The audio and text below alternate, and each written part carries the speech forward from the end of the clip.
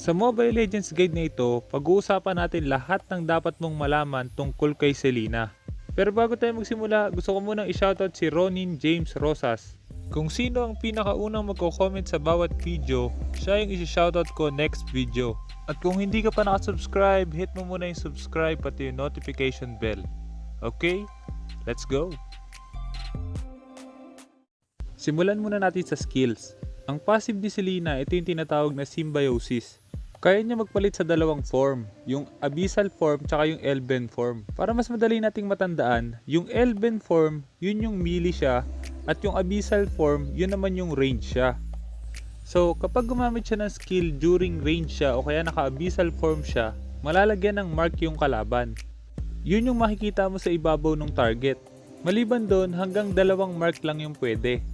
Ngayon, para sa naman yung mark na yon?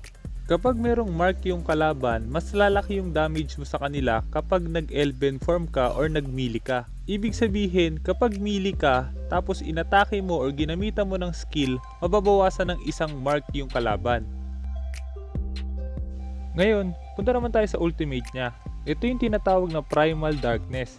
Kahit level 1 ka pa lang, meron ka ng ultimate. Ito kasi yung kailangan mo para makapagpalit ng form from melee to range, tsaka from range to melee. Maliban doon, kapag range ka, yung basic attack mo is physical damage lang. Pero kapag melee ka, magiging magic damage yung basic attack mo. Maliban doon, tuwing ginagamit mo yung ultimate mo, mabibigyan ka ng additional movement speed. Kahit na from melee to range o kaya from range to melee.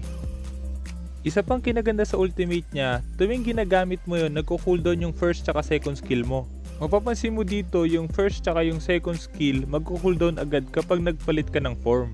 Kahit na from melee to range or range to melee.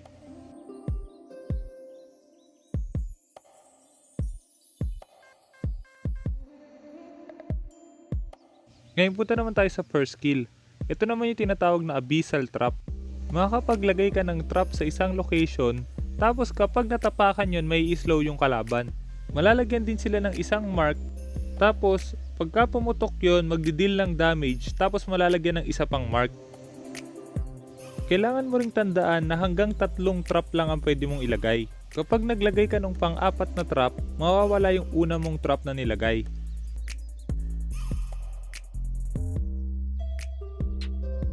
Maliban doon, pwede mo rin ilagay yung trap sa mga walls. Magandang gawin yun para mabigyan ka ng vision sa area na yon.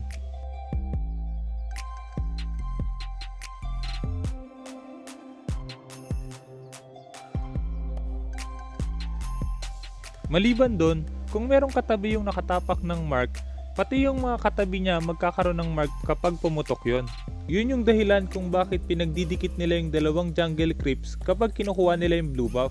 Kailangan mo tandaan na kapag sumabog yung dalawang trap, mas malaki yung magiging damage sa mga katabi nila. I'll give you a chance to join my fan club.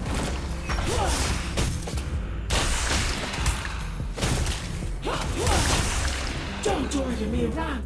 Pero kailangan mo rin tandaan, kapag dalawang trap yung pinagsama mo, hindi magiging doble yung damage.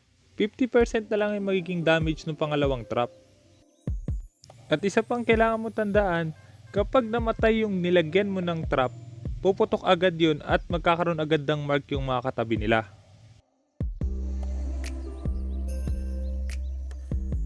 Ang sunod na skill niya, ito naman yung tinatawag na Abyssal Arrow. Maglalabas siya ng arrow, tapos kung sinong tatamaan na kalaban is may stun. Kapag mas malayo yung tinamaan, mas malaki yung damage tsaka mas matagal yung stun.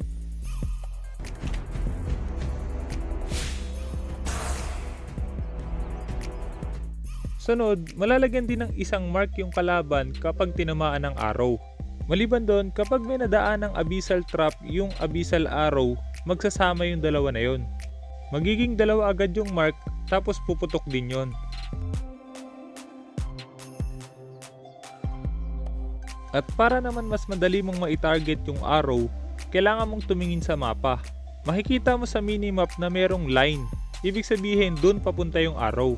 Kailangan mo nga lang ding i-predict sa mapa kung saan pupunta yung kalaban para mas matamaan mo sila. Hindi ganong kadali patamain yung arrow.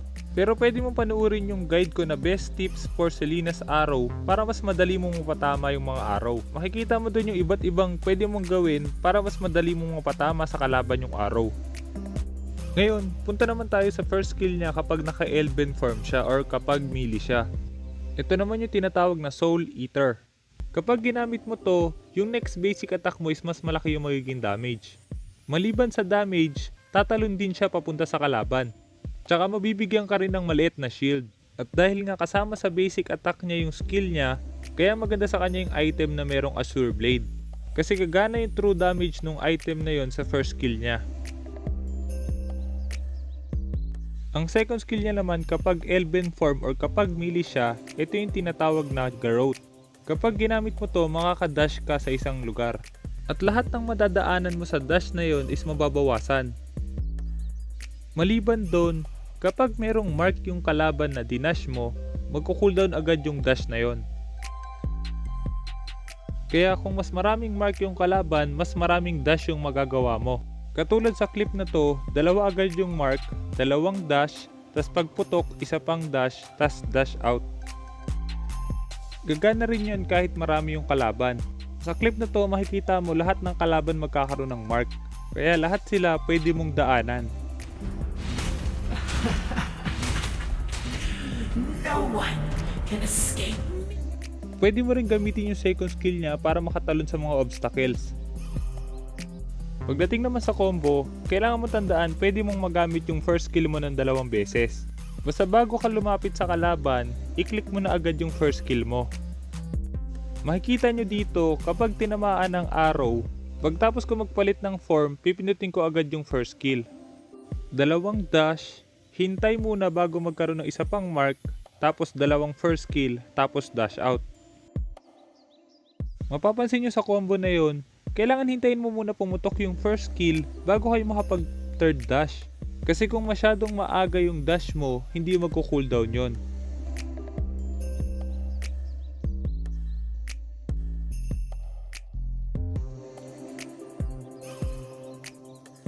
Kung gusto mo naman ng mas mabilis na burst damage, pwede mo palitan yung pangalawang dash ng first skill. Pero ganun pa rin, bago mo gamitin yung pangalawang dash, kailangan hintayin mo muna pumutok yung first skill. Ito yung mga madalas na maling ginagawa ng Selena user. Pagtapos sila mag-dash, first skill agad, tapos dash agad. Kaya ang nangyayari, hindi nagko-cooldown yung second skill. Kailangan nyo tandaan, dapat hintayin nyo munang pumutok yung first skill bago kayo mag-dash ulit.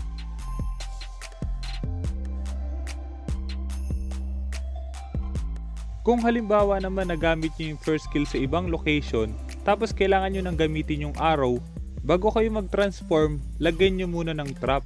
Pero ganun pa rin, pag transform nyo, gamitin nyo agad yung first skill, tsaka kayo mag-dash.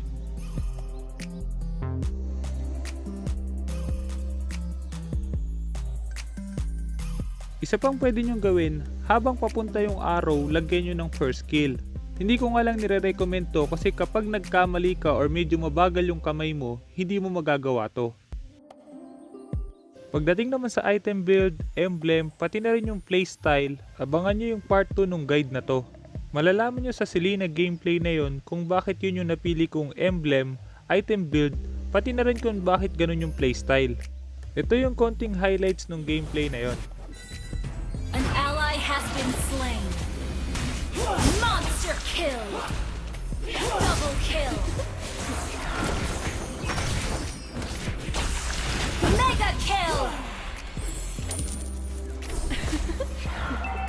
This little lady is the Your team destroyed a turret. Legendary.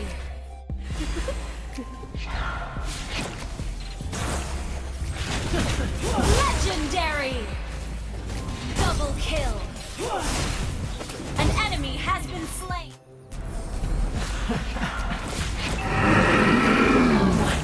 Can escape me.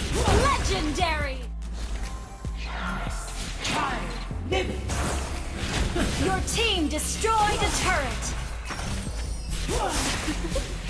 this little You have slain an enemy. Double kill. Sana marami ka natutunan sa guide na ito. At kung meron kang guide na gusto mo ipagawa, i-comment mo lang sa baba at titignan natin kung anong pwede kong gawin para sa guide na yon. tinapos mo ang video, every week meron akong giveaway. Kung gusto mong sumali, ang kailangan mo lang gawin is mag-subscribe, like mo yung bawat video, tapos i-share mo na rin. Huwag mo rin kalimutang i-hit yung notification bell para ma-notify ka kapag meron tayong bagong video. Para malaman ko kung tinapos mo talaga, kailangan mo hanapin yung keyword sa loob ng video na to. Kailangan mo i-comment yung keyword plus yung ID number mo tsaka yung in-game name.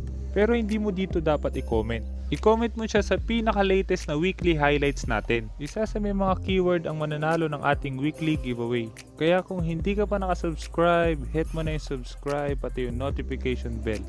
Sa lagi mo lang tatandaan, kung gusto mo mag-improve, just master the basics. I'm out.